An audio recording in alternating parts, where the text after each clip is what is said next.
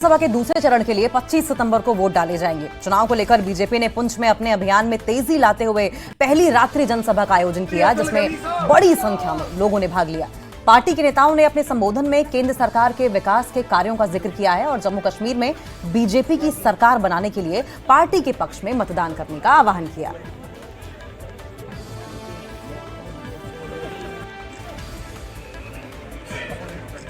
ये जो पुंछ राजौरी की 8 विधानसभा हैं, उसको सेक्टर इंचार्ज के रूप में मैं काम कर रहा हूं और इस विधानसभा क्षेत्र में इस समय इतनी अधिक संख्या में लोग, जनता जनार्दन यहाँ उपस्थित है। इसका केवल एक अंदाज़ा लगाया जा सकता है कि जो चुनाव आने वाला है 25 तारीख को, हमारे भाई चौधरी अब्दुल गनी जी जो हमारे यहाँ कैंडिडेट हैं, बहुत अधिक मार्जिन के साथ और बहुत अधिक मतों से जीतकर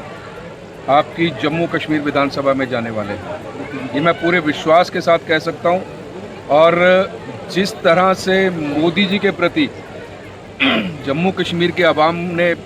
प्यार दर्शाया है, जो पहले चरण का जो चुनाव हुआ है